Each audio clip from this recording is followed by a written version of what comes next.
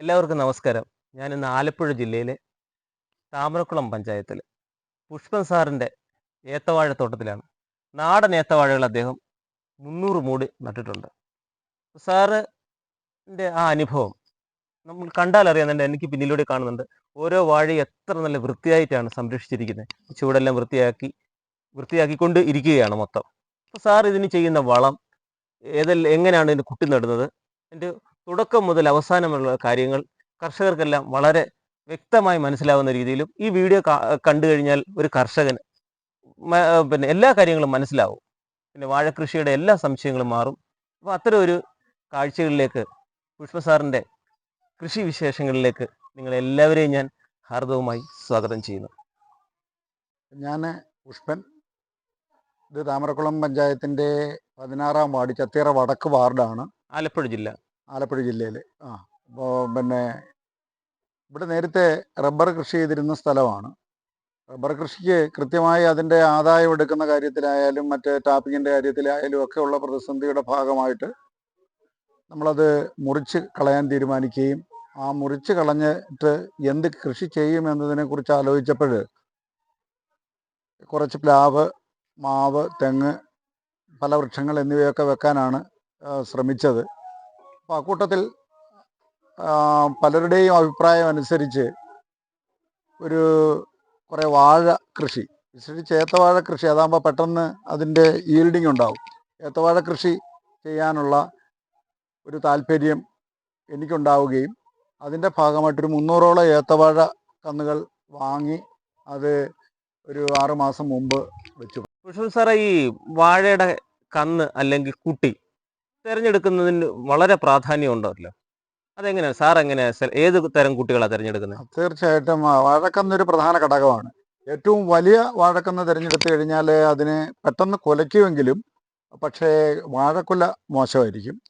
തീരെ ചെറുതായാൽ ഒരുപാട് താമസിക്കുകയും ചെയ്യും. അപ്പോൾ ഇടത്തരം വിത്തുകളാണ്, ഏകദേശം ഒരുമാതിരി ഉരുണ്ട ഇടത്തരം, കേടുപാടുകളില്ലാത്ത, കരിക്കൻ പോലെയുള്ളവയുടെ ആക്രമണമില്ലാത്ത നല്ല വിത്തുകൾ തിരഞ്ഞെടുത്ത് ആണ് ഉപയോഗിക്കേണ്ടത്. അത്തരത്തിലുള്ള വിത്തുകളാണ് ഞാൻ തിരഞ്ഞെടുത്തത്. സാർ, അപ്പോൾ ഈ വാഴയുടെ കന്ന് നടാനുള്ള കുഴി എത്ര ആഴത്തിലും വീതിയിലും എടുക്കണം? 2 മുതൽ 2.5 അടി പിന്നെ ആഴത്തിലും വീതിയിലും നീളത്തിലുമാണ് സാധാരണ എടുക്കുന്നത്. ഞാൻ 2.5 അടി, ചിലർ 2 അടിക്ക് എടുക്കും. ഞാൻ 2.5 അടി ആഴത്തിൽ ഉള്ള കുഴികളാണ് എടുത്തത്. അത് ഹിറ്റാച്ചി ഉപയോഗിച്ചാണ് ആ കുഴികൾ എടുത്തത്. ആ കുഴികൾ എടുത്ത് പിന്നെ ഡോളോമൈറ്റ് കുറേ ഒരു 100 ഗ്രാം വീതം ഇട്ട്, അല്പം ഇച്ചിരി കുറഞ്ഞു പോയി തുടക്കത്തിലെങ്കിലും 100 ഗ്രാം വീതം ഇട്ട് ഒരു ആഴ്ചയോളം ഇട്ടിരുന്നതിന് ശേഷമാണ് വിത്തുകൾ നട്ടത്. സാറ് കന്ന് നട്ടെന്ന് പറഞ്ഞു. അപ്പോൾ ഈ വാഴകൾ തമ്മിലുള്ള അകലം, വീതി, നീളം എത്രയാണ്? 2.5 മീറ്റർ നീളവും 2.5 മീറ്റർ വീതിയിലും ആണ് വാഴ വിത്തുകൾ നടാനായിട്ട് കൃഷിഭവൻ്റെ നിർദ്ദേശം ഉണ്ടായിരുന്നത്. ഞാൻ അത്തരത്തിലാണ് ഈ കുഴി എടുത്തതും. പക്ഷെ അത് ഇത്തിരി അടുത്ത് പോകുന്നില്ലേ എന്നൊരു ചിന്താഗതിയുടെ ഭാഗമായിട്ട് വാഴ ഒരുപാട് ഇടിച്ചു പോകാതിരിക്കാൻ വേണ്ടി ഞാൻ അതിന് ഇരട്ടി അകലത്തിലാണ് ആദ്യത്തെ തവണ ഈ വാഴക്കന്നുകൾ നട്ടത്. അപ്പോൾ അത്തരത്തിൽ നട്ടു കഴിഞ്ഞാലുള്ള ഒരു പ്രത്യേകത എന്ന് പറഞ്ഞാൽ വാഴ ഒരുപാട് മുകളിലേക്ക് ഇടിച്ചു പോകാതെ പിന്നെ ഇതിൻ്റെ കടയ്ക്ക് നല്ലതുപോലെ കനം ഉണ്ടാവുകയും അതനുസരിച്ച് വാഴയ്ക്ക് ശക്തി ഉണ്ടാവുകയും ചെയ്യുമ്പോൾ അതിൻ്റെ കായ്ഫലത്തിൽ കുറച്ചുകൂടെ മെച്ചപ്പെട്ട സാഹചര്യം ഉണ്ടാവും. വാഴയുടെ എത്ര നട്ട് കഴിഞ്ഞ് എത്ര ഈ കന്നിനാമ്പ് വന്നു കഴിഞ്ഞാൽ ഇല വന്ന ശേഷം അടുത്ത വളം ചെയ്യേണ്ടത് സാർ? ഈ കൃഷി പ്രധാനമായിട്ടും ഈ പ്രകൃതിയെ കൂടെ ആശ്രയിച്ചായിരിക്കുന്നത്. അപ്പോൾ തീർത്തും ഈ ഉണക്ക സമയത്ത് വാഴ വെച്ചത് കൊണ്ട് തന്നെ നമുക്ക് പ്രത്യേകിച്ച് കൂടുതലായിട്ട് വളം ചെയ്യാൻ കഴിയാത്ത ഒരു സാഹചര്യമുണ്ട്. സാധാരണ രീതിയിലാണെങ്കിൽ ഒരു 4-5 ഇല വരുന്നത് മുതൽ വളം ചെയ്ത് തുടങ്ങേണ്ടതാണ്. പക്ഷേ ഇത് ഇത്തിരി ഉണക്ക കടുത്തത് കൊണ്ട് നമ്മൾ ജലസേചന സൗകര്യം ഉള്ളത് കൊണ്ട് വെള്ളമൊക്കെ ഒഴിച്ച് പരിപാലിച്ച് വന്ന് പിന്നീട് മഴ പെയ്തതിന് ശേഷമാണ് ഞാൻ വളം ചെയ്യുന്നത്. ആ വളം ചെയ്യുന്നത് രാസവളത്വം ഉപയോഗിക്കുന്നതിനോടും കീടനാശിനി ഉപയോഗിക്കുന്നതിനോടും ഞാൻ യോജിക്കുന്ന കൂട്ടത്തിലല്ല. അതുകൊണ്ട് വളരെ പരിമിതമായ രീതിയിൽ മാത്രമേ രാസവളം ഞാൻ ഉപയോഗിച്ചിട്ടുള്ളൂ. പ്രധാനമായിട്ടും ആദ്യം ഇട്ടത് ഈ ആദ്യത്തെ മഴയ്ക്ക് ശേഷം ഒരു 8 ഇലയോളം ആയതിനു ശേഷമാണ് വളമിട്ടത്. ആ വളമിട്ടത് പിണ്ണാക്ക് ആണ് ഇട്ടത്. ഒരു 100 ഗ്രാം പിണ്ണാക്ക് വീതം ആദ്യം ഇട്ടു. പിന്നീട് ഒരു 2 ആഴ്ച കഴിഞ്ഞ് വീണ്ടും ഒരു 100 ഗ്രാം വീതം ഇട്ടു. അങ്ങനെ ഒരു മൂട് ഏത്തവാഴയ്ക്ക് 200 ഗ്രാം പിണ്ണാക്ക് വീതം ഇട്ടു. അതിന് ശേഷം പിന്നീട് ഒരു 25 ദിവസം കഴിഞ്ഞപ്പോൾ ഒരു 100 ഗ്രാം കോംപ്ലക്സ് ഞാൻ ഈ വാഴകൾക്കെല്ലാത്തിനും ഇട്ടു. പിന്നീടാകെ ഞാൻ ഈ ഇതിന് ചെയ്തത് ഇതിനിടയ്ക്കൊരു ചെറിയ വിഷയമുണ്ടായി.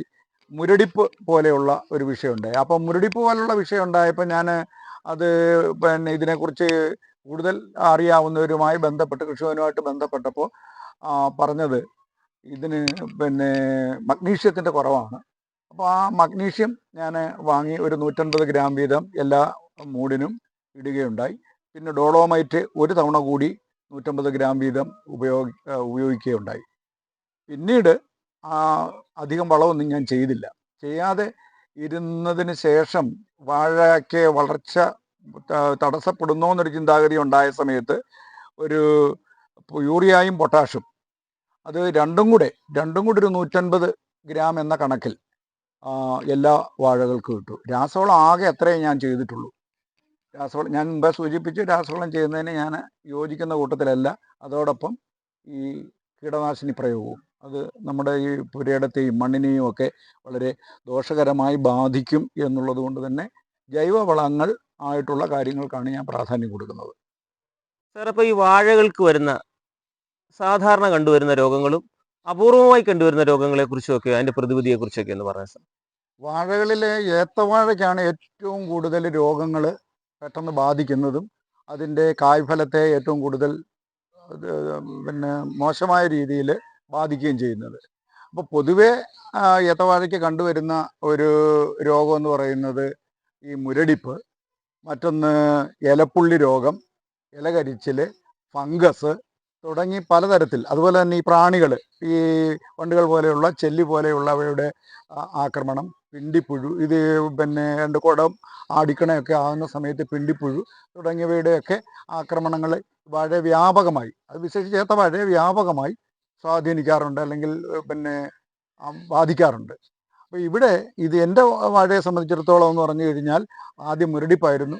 അപ്പോൾ ഏറ്റവും പ്രധാനം വേണ്ടത് നമ്മൾ ആദ്യം മണ്ണ് പരിശോധിക്കുക എന്നുള്ളതാണ്. മണ്ണിന് അമ്ലാംശം കൂടുതലുണ്ടെങ്കിൽ അതിനനുസരിച്ച് ഡോളോമൈറ്റും അതുപോലെയുള്ള കാര്യങ്ങളും ഒക്കെ ചെയ്യുന്നതോടൊപ്പം തന്നെ മിനറൽസിൻ്റെ കുറവ് വരും. മിനറൽസിൻ്റെ കുറവ് വന്നു കഴിഞ്ഞാൽ അത് കായ്ഫലത്തെ വളരെ ദോഷകരമായി ബാധിക്കും. അപ്പോൾ എന്തൊക്കെ മിനറൽസിൻ്റെ കുറവുണ്ട് എന്നുള്ളത് മണ്ണ് പരിശോധിക്കുമ്പോൾ നമുക്ക് മനസ്സിലാക്കാൻ പറ്റും. ആ പരിശോധനയുടെ അടിസ്ഥാനത്തിൽ വേണ്ടത്ര മിനറൽസ് ഉൾക്കൊള്ളുന്ന കാര്യങ്ങളൊക്കെ നമുക്ക് ഇതിന് കൊടുക്കാൻ കഴിയും. അതിന് തീർച്ചയായിട്ടും ഈ പുതിയ കാലയളവിൽ കാർഷിക ഗ്രാഹ്യമുള്ള ആൾക്കാരുടെ അതായത് കൃഷിഭവൻ്റെയും ഒക്കെ സഹായം അനിവാര്യമാണ്. പക്ഷേ എന്നിരുന്നാലും ഈ പൊതുവെ വാഴക്കൃഷിയിൽ കണ്ടുവരുന്നൊരു പ്രത്യേകത, പരമ്പരാഗതമായി കൃഷി ചെയ്യുന്ന കർഷകരെ തീർച്ചയായിട്ടും ഇതിനേക്കാൾ കുറേ കൂടെ ഫലപ്രദമായി എന്ന് വെച്ചാൽ അവരുടെ പ്രായോഗിക ബുദ്ധിയിൽ നിന്നും ഉള്ള കൃഷി രീതി അവലംബിക്കുന്നത് വഴി നല്ല ആദായം വാഴയിൽ നിന്ന് ലഭിക്കുന്നത് ഞാൻ കണ്ടിട്ടുണ്ട്. അപ്പോൾ എൻ്റെ സുഹൃത്തുക്കളായിട്ടുള്ള പലരും, അപ്പോൾ പല മേഖലകളിൽ വർക്ക് ചെയ്തിരുന്നവരും ഈ പെൻഷനൊക്കെ ആയതിനു ശേഷം വ്യാപകമായി ഇത്തരത്തിലുള്ള കൃഷി നടത്തുന്നുണ്ട്. അവരുമായിട്ടൊക്കെ സഹകരിക്കാനും അവരുമായി കണ്ട് കാര്യങ്ങൾ മനസ്സിലാക്കാനും ഒക്കെ ഉള്ള സാഹചര്യം ഉണ്ടായിട്ടുണ്ട്. അതിലൊക്കെ ഉപരി അച്ഛൻ്റെ വലിയ കർഷകനായിരുന്നു. അപ്പോൾ അച്ഛനെ സംബന്ധിച്ചിടത്തോളം എല്ലാത്തരം കൃഷികളും ചെയ്യുമായിരുന്നു. ഇന്നത്തെ കൂട്ട് എൻ്റെ കൊച്ചുനാളിലൊക്കെ ഇത്രയും രാസവള പ്രയോഗങ്ങളോ കാര്യങ്ങളോ ഒന്നും ഇല്ലാതിരുന്നൊരു കാലഘട്ടമാണ്. അതുകൊണ്ട് തന്നെ രോഗബാധ തീരെ കുറവായിരുന്നു. ഇതിന് പ്രധാനമായിട്ടും വന്നത് മുരടിപ്പ് രോഗം, അതുകൂടാതെ ഈ ഇലപ്പുള്ളി രോഗം, ഇല കഴിയുന്ന ഈ രോഗം ഫംഗസ് ബാധിച്ചു. ഫംഗസ് ബാധിച്ചപ്പോൾ കൃഷിഭവനുമായിട്ട് ബന്ധപ്പെട്ടു. ആ കൃഷിഭവനുമായിട്ട് ബന്ധപ്പെട്ടപ്പോൾ അവർ നിർദ്ദേശിച്ച ഒരു മരുന്ന് ടിൽറ്റ് എന്ന് പറയുന്നൊരു മരുന്നാണ്. ആ മരുന്ന് 5 മില്ലി എടുത്ത് 1 ലിറ്റർ വെള്ളത്തിൽ എന്നുള്ള അനുപാതത്തിൽ ഇലകൾക്ക് അടിയിൽ നന്നായിട്ട് സ്പ്രേ ചെയ്ത് കൊടുക്കാനാണ് നിർദ്ദേശിച്ചത്. അപ്പം അത് ഞാനൊന്ന് വെയിറ്റ് ചെയ്തു, ഇത് അടിക്കുന്നതിന് ഇരിക്കാൻ വല്ല മാർഗമുണ്ടോ എന്ന്. പക്ഷെ അപ്പോഴത്തേക്ക് ഇത് വളരെ വേഗത്തിൽ അങ്ങ് പടരുന്നത് കൊണ്ട് ഞാൻ പിന്നെ അമാന്തിച്ചില്ല. ഞാൻ അത് കരിഞ്ഞ ഇലകളിൽ നല്ലൊരു ശതമാനം, ഒരു വാഴയിൽ നിന്ന് 5-6 ഇല വീതം അടിക്കുള്ള ഇലകൾ വെട്ടിമാറ്റി അത് കത്തിച്ച് കളഞ്ഞു. അപ്പോൾ വെട്ടി മാറ്റിയതിന് ശേഷം ബാക്കിയുള്ള ഇലയ്ക്ക് ഇത് അടിച്ചു കൊടുത്തു. അതോടുകൂടി ആ പ്രശ്നം അങ്ങ് ഒഴിവായി. മറ്റ് അസുഖങ്ങളൊന്നും ഇതുവരെ ഇതിനെ ബാധിച്ചില്ല. 2-3 മൂടിൽ ചെല്ലി കയറിയിട്ടുണ്ട്. അപ്പോൾ ആ ചെല്ലി കയറിയതിനെ നമ്മളത് എന്നും ഇതിൻ്റെ അടുത്ത് ചെല്ലുക എന്നുള്ളൊരു പ്രധാനപ്പെട്ട ഘടകമാണ്. മനുഷ്യനുമായിട്ടുള്ള സമ്പർക്കം ഞാൻ മനസ്സിലാക്കിയിടത്തോളം ഈ വാഴയ്ക്ക് ഒരുപാട് മാറ്റം ഉണ്ടാക്കുന്ന, വാഴയ്ക്ക് മാത്രമല്ല എല്ലാ കൃഷികൾക്കും അതുണ്ടാകുമെന്നാണ് പഴമക്കാർ പറയുന്നത്. അപ്പോൾ ഇതിനടുത്ത് ചെന്ന് കഴിഞ്ഞാൽ കൃത്യമായിട്ട് ഇത് ചെല്ലി കയറിയിട്ടുണ്ടെങ്കിൽ നമുക്കറിയാം. ആ കയറിയ സമയത്ത് തൊട്ടടുത്ത ദിവസമാണെങ്കിൽ നമുക്ക് വലിയ ആക്രമണം ഇല്ലാതെ അതിനെ നേരിട്ട് എടുത്ത് കളയാൻ കഴിയും. അപ്പോൾ നേരിട്ട് എടുത്ത് കളഞ്ഞു കഴിഞ്ഞാൽ അവിടെ തുരിശ് കലക്കി നമ്മൾ ചുണ്ണാമ്പും തുരിശൂടെ കലക്കി ഒരു നിശ്ചിത അനുപാതത്തിൽ അവിടെ തേച്ച് കൊടുക്കും. അത് കുഴപ്പമില്ലാതെ മാറുകയും ചെയ്യുന്ന രീതിയാണുള്ളത്. മണ്ണിലെ കുറവുള്ള മൂലകങ്ങൾ പിന്നെ ചേർത്ത് കൊടുത്തില്ലെങ്കിൽ, ഇതിന് നമ്മൾ ചെയ്തു കൊടുത്തില്ലെങ്കിൽ തീർച്ചയായിട്ടും അത് നമ്മുടെ ആദായത്തെ ദോഷകരമായി ബാധിക്കും. അപ്പം ഉദാഹരണത്തിന് ഞാൻ പറഞ്ഞു ഇതിന് മുരടിപ്പുണ്ട്. അപ്പോൾ ആ മുരടിപ്പ് വരുന്നത് പല കാര്യങ്ങളുണ്ട്. ഒന്ന് പിന്നെ മഗ്നീഷ്യത്തിൻ്റെ കുറവുണ്ട്. ആ മഗ്നീഷ്യം നമുക്ക് ആവശ്യത്തിനനുസരിച്ച് ഇട്ട് കൊടുക്കാം. അതുകൂടാതെ ഈ ബോറോൺ പോലെയുള്ള പിന്നെ മിനറൽസ് ലഭിക്കുന്ന തരത്തിലുള്ള, അല്ലെങ്കിൽ പോഷകം ലഭിക്കുന്ന തരത്തിലുള്ള പലതരത്തിലുള്ള പിന്നെ വളങ്ങളും, അല്ലെങ്കിൽ ആ വളം തന്നെ പറയാൻ പറ്റത്തില്ല, മൂലകങ്ങളും ഒക്കെ നമുക്കിന്ന് വാങ്ങാൻ കിട്ടും. ആ വാങ്ങുന്നത് മണ്ണ് പരിശോധിച്ച് അതിന് കൃത്യമായ അനുപാതത്തിൽ കൊടുത്തു കഴിഞ്ഞാൽ ഒരു പരിധിവരെ രോഗം വരാതെ നമുക്ക് പിന്നെ വാഴയെ കാക്കാൻ പറ്റും. രോഗം വന്നിട്ട് ചികിത്സിക്കുന്നതിനേക്കാൾ നല്ലത് രോഗം വരാതിരിക്കുന്നതാണ് എന്ന് മനുഷ്യൻ്റെ കാര്യം പറയുന്നത് പോലെ തന്നെയാണ് ഈ വാഴകൾക്കും അതുപോലുള്ള കൃഷികൾക്കും ഒക്കെ ഉള്ളത്. ഇതിന്റെ ഈ ജലസേചനത്തെ കുറിച്ചൊക്കെയാണ് പറയുന്നത്. അപ്പം മഴയുള്ള കാലയളവിൽ യഥാർത്ഥത്തിൽ ഇതിന് പിന്നെ ജലസേചനത്തിൻ്റെ ആവശ്യം വരുന്നില്ല. മഴ മാറി ഒരു 10 ദിവസത്തേക്കും ഇതിന് വെള്ളത്തിൻ്റെ ആവശ്യം വരുന്നില്ല. 10 ദിവസം കണ്ടിന്യൂസ് മഴ പെയ്യാതിരിക്കുകയും ഉണക്ക് വരികയും ചെയ്ത് കഴിഞ്ഞാൽ നമ്മൾ വെള്ളം ഒഴിച്ചു കൊടുക്കേണ്ടതായിട്ടുണ്ട്. ഒരു 3-4 ദിവസം കൂടിയിരിക്കുമ്പോൾ നമ്മൾ അതിൻ്റെ ചുറ്റോട് ചുറ്റും വാഴയുടെ വലിപ്പം അനുസരിച്ച് ഇതിൻ്റെ മൂട്ടിൽ തന്നെ ഒഴിക്കണമെന്നില്ല, ചുറ്റോട് ചുറ്റും ആ തടത്തിൽ നന്നായി വെള്ളം ഒഴിച്ചു കൊടുക്കുക. അങ്ങനെ വെള്ളം ഒഴിച്ചു കൊടുത്തു കഴിഞ്ഞാൽ ഉണക്ക് വലുതായിട്ട് വാഴയെ ബാധിക്കുകയില്ല. ഏത്തവാഴയ്ക്ക് പൊതുവേ ഈ വേനൽ അല്ലെങ്കിൽ ഉണക്കെന്ന് പറയുന്നത് ഇച്ചിരി ബുദ്ധിമുട്ടുള്ള കാര്യമാണ്. എങ്കിൽ തന്നെയും നമുക്ക് അത് ഒരു പരിധിവരെ ഈ ജലസേചനത്തിലൂടെ അത് നിയന്ത്രിച്ചു കൊണ്ടുവന്ന് ഉപയോഗപ്പെടുത്താൻ കഴിയും. അതുപോലെ തന്നെ സാറ് വാഴയുടെ ചുവട്ടിലെ ഒരു പിന്നെ ഒന്നും ഇട്ടിരിക്കുന്നില്ല, ചപ്പ് ചവറ് കാര്യങ്ങളൊന്നും ഇട്ടിരിക്കുന്നില്ല. അതൊരു സാറിൻ്റെ ഒരു സേഫ്റ്റി പ്രിക്കോഷൻസിന്റെ ഭാഗമായിട്ടാണ്. തീർച്ചയായിട്ടും വാഴയുടെ ഇടഭാഗം ഇപ്പോൾ ഇതിനകത്ത് ചില ഭാഗങ്ങളിൽ പിന്നെ പോച്ചകളൊക്കെ വരുന്നുണ്ട്. അത് നമ്മൾ ഇടയ്ക്ക് ഇങ്ങനെ മാറ്റിക്കൊണ്ടേയിരിക്കുകയാണ്. അപ്പോൾ ഇപ്പോഴത്തെ ഈ കാലാവസ്ഥ കൊണ്ട് വീണ്ടും അതിങ്ങനെ വന്നുകൊണ്ടിരിക്കുന്നു, വീണ്ടും നമ്മളത് മാറ്റിക്കൊണ്ടിരിക്കുന്നു. അങ്ങനെ വൃത്തിയായിട്ട് സൂക്ഷിക്കുന്നതിൻ്റെ പ്രത്യേകത, ഏതെങ്കിലും ഒരു വാഴയ്ക്ക് ഒരു കീടബാധ ഉണ്ടായിക്കഴിഞ്ഞാൽ പെട്ടെന്ന് തിരിച്ചറിയാൻ കഴിയും. ഇത് കിടന്നു കഴിഞ്ഞു കഴിഞ്ഞാൽ ഈ കീടങ്ങൾക്ക് ഈ പിന്നെ ചപ്പയവറുകളിൽ ഈ പറഞ്ഞ ഈ കൂട്ടിയിട്ടിരിക്കുന്ന കാര്യങ്ങളിലും ഒക്കെ വന്ന് താമസിക്കുന്നതിനും ഈ വാഴയെ ഉപദ്രവിക്കുന്നതിനും ഒക്കെ കാരണമായി പ്രജനനത്തിനും ഒക്കെ ഇടയാക്കും. അത് ദോഷകരമാണ്. അപ്പോൾ എപ്പോഴും അത് കൊണ്ട് വാഴയും വൃത്തിയായിരിക്കണം, വാഴയുടെ ചുറ്റുപാടും വൃത്തിയായിരിക്കണം. അങ്ങനെ ഉണ്ടെങ്കിൽ ഒരു പരിധി വരെ നമുക്ക് ഈ കീടങ്ങളുടെ ആക്രമണത്തെയൊക്കെ ചെറുക്കാൻ കഴിയും. സാറിന്റെ വാഴ ഞാൻ ശ്രദ്ധിച്ചു, ഒറ്റ വാഴയ്ക്ക് പോലും സാറ് ഒരു സപ്പോർട്ടോ ഊന്നൊന്നും കൊടുത്തിട്ടില്ല. അതിന്റെ രഹസ്യം എന്താണ്? അതൊരു പ്രധാന ഘടകം. ഞാൻ നേരത്തെ പറഞ്ഞു, ഈ കൃഷിഭവനിൽ നിന്ന് 2.5 മീറ്റർ അകലത്തിൽ ഈ വാഴ വെക്കാം എന്ന് പറഞ്ഞു. ഞാൻ അതിൻ്റെ ഇരട്ടി അകലത്തിലാണ് വെച്ചത്. 2.5 മീറ്റർ അകലത്തിൽ വെക്കുന്ന പറഞ്ഞാൽ വാഴയ്ക്ക് ശക്തി കുറയും. ശക്തി കുറയുമ്പോൾ ഇത് ഉയരത്തിൽ വളരും. ആ ഉയരത്തിൽ വളർന്നു കഴിയുമ്പോൾ പൊതുവെ ബലക്കുറവുണ്ടാവുകയും ഈ കാറ്റ് പോലെയുള്ള പ്രകൃതി ദുരന്തങ്ങളൊക്കെ ഉണ്ടാകുമ്പോൾ ഇത് ഒടിഞ്ഞു പോകാനും മറിഞ്ഞു പോകാനും ഒക്കെയുള്ള സാധ്യതയുണ്ട്.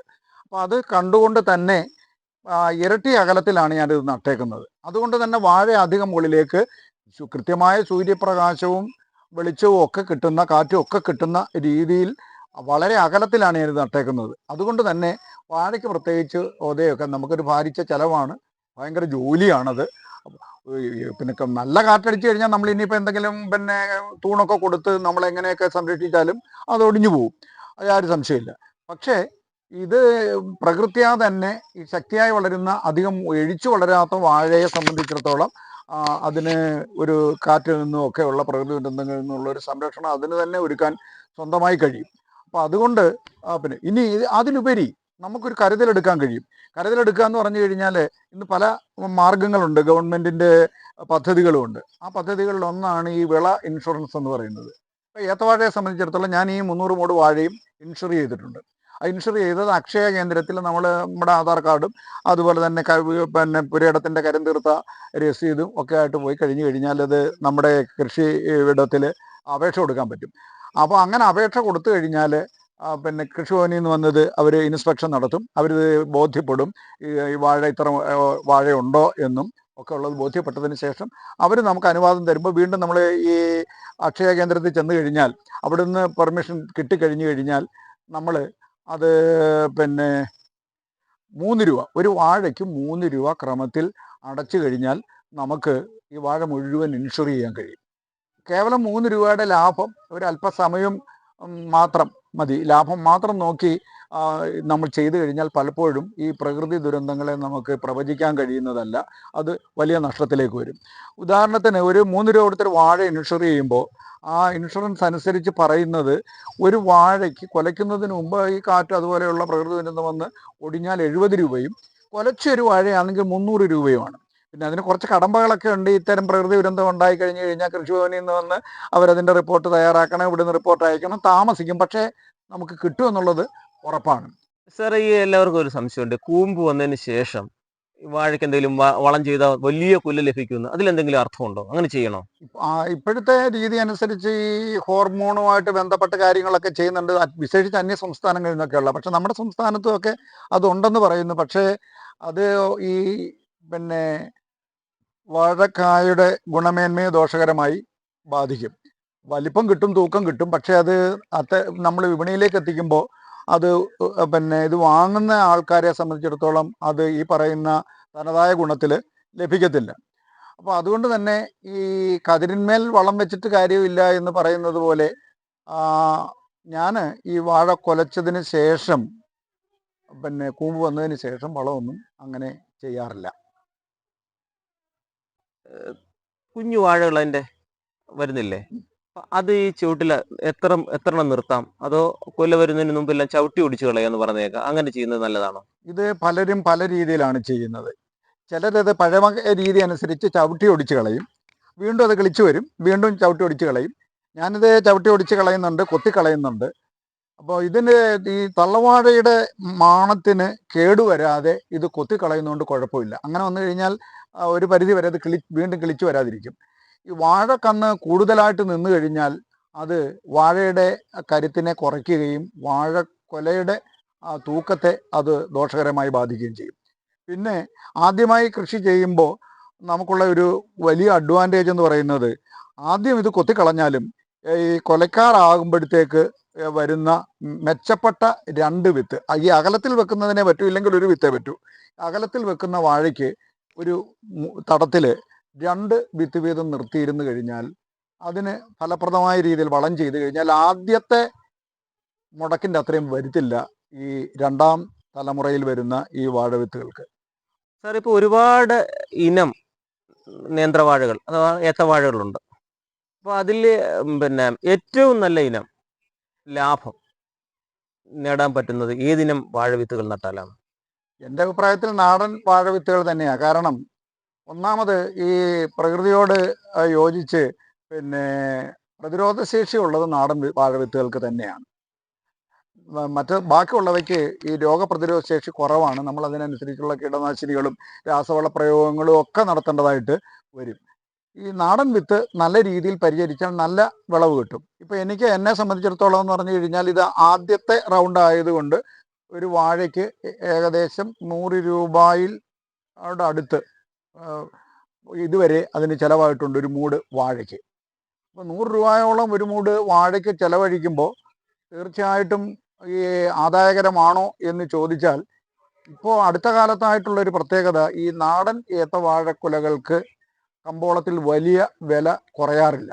സാധാരണ കർഷകൻ പറയും ഇപ്പോൾ 100 രൂപ കിട്ടിക്കൊണ്ടിരുന്നത് പെട്ടെന്ന് പിന്നെ ഒരു 60ഓ 50ഓ ആയി കഴിയുമ്പോൾ തീരെ വിലയില്ലെന്ന് പറയും. പക്ഷേ 50 രൂപയായി കുറയാതെ ഒരു കിലോയ്ക്ക് കിട്ടിയാൽ ഒരു കാരണവശാലും ഇത് നഷ്ടത്തിലേക്ക് വരത്തില്ല. തീർത്തും ലാഭം തന്നെയാണ് ഈ നാടൻ ഏത്തവാഴ കൃഷി എന്ന് പറയുന്നത്. അതിന് കാരണമുണ്ട്. ഏറ്റവും ചുരുങ്ങിയത് ഒരു 8 കിലോ 10 കിലോ ആ ഒരു ആവറേജ് 8 കിലോ കൂട്ടിയാലും ഇപ്പോഴത്തെ വില അനുസരിച്ച് എണ്ണഞ്ച് 40-50 രൂപ വെച്ചാണെങ്കിൽ 400 രൂപ ഒരു വാഴക്കൊലയ്ക്ക് കിട്ടും. നമുക്ക് മുടക്കം പറയുന്നത് പിന്നെ 100 രൂപയാണ് പൈസയായിട്ട്. പിന്നെ കുറേ അധ്വാനം കൂടെ ഉണ്ട്. എന്തായാലും പകുതി ലാഭം ഉണ്ടാകുമെന്ന അഭിപ്രായമാണ് എൻ്റെ അനുഭവത്തിൽ നിന്ന് എനിക്ക് പറയാനുള്ളത്. നമസ്കാരം സാറേ. നമസ്കാരം. സാർ അപ്പം നമ്മൾ ഒട്ടുമിക്ക നമ്മുടെ അറിവിൽപ്പെട്ടതും സാറ് ചെയ്യുന്ന കാര്യങ്ങൾ ഒരുവിധം എല്ലാം നമ്മൾ പറഞ്ഞു. അപ്പോൾ എന്തെങ്കിലും ഈ ആൾക്കാർക്ക് സംശയം ഉണ്ടെങ്കിൽ കമൻ്റായിട്ട് രേഖപ്പെടുത്തി നമ്മൾ അതിന് മറുപടി കൊടുക്കുന്നതായിരിക്കും ഇല്ലേ സാറേ, കൂടുതൽ കാര്യങ്ങൾ അറിയാൻ താല്പര്യമുള്ളവർക്ക്? തീർച്ചയായിട്ടും. ഞാൻ പറഞ്ഞല്ലോ, ഞാൻ പിന്നെ വീട്ടിൽ പിന്നെ അച്ഛൻ കർഷകനായിരുന്നു. അപ്പോൾ ആ കൃഷി ഒക്കെ കണ്ടു പഠിച്ചതാണ്. പിന്നെ ഒരു ഇടവേളയിൽ അതൊന്നും ഉണ്ടായിരുന്നില്ല. ഇപ്പോൾ വീണ്ടും തുടങ്ങിയതാണ്. അപ്പോൾ അതിന് പരിമിതികൾ ഒരുപാട് ഉണ്ടാവും, വ്യത്യാസങ്ങളുണ്ടാവും. കമൻറ്റുകളായിട്ട് നിർദ്ദേശങ്ങൾ തന്നു കഴിഞ്ഞാൽ തീർച്ചയായിട്ടും എനിക്കത് വളരെ പ്രയോജനപ്രദമായിരിക്കും. ഇത്തരത്തിലുള്ള സോഷ്യൽ മീഡിയയിലൂടെയുള്ള ഇത്തരത്തിലുള്ള അറിവുകളെ ഞാൻ ഉപയോഗപ്പെടുത്തിക്കൊണ്ടാണ് പുതുതായിട്ട് ഈ മേഖലയിലേക്ക് കടന്നു വന്നിരിക്കുന്നത്. തീർച്ചയായിട്ടും അത്തരത്തിലുള്ള ഏത് നിർദ്ദേശങ്ങളും അഭിപ്രായങ്ങളും സ്വീകരിക്കുന്നതായിരിക്കും. അതോടൊപ്പം തന്നെ എന്തെങ്കിലും സംശയങ്ങൾ കാര്യങ്ങളും ഒക്കെ ഉണ്ടെങ്കിൽ ഇനി അടുത്ത് വരുന്ന ഒരു കൃഷിയിലൂടെയും വീഡിയോയിലൂടെയും ഒക്കെ അത് ക്ലിയർ ചെയ്യാനുള്ള ഒരു അവസരവും ഉണ്ടാകും തീർച്ചയായിട്ടും. അപ്പോൾ ഇത്തരത്തിൽ വന്ന് എൻ്റെ തോട്ടം സന്ദർശിക്കാനും അതോടൊപ്പം തന്നെ ഈ അറിവ്, എൻ്റെ ഈ അനുഭവം മറ്റുള്ളവരിലേക്ക് എത്തിക്കാനും ശ്രമിച്ചതിന് പ്രത്യേകമായ ഒരു നന്ദിയുണ്ട്. സാറിന് തിരിച്ച് എൻ്റെ നന്ദി അറിയിക്കുന്നു.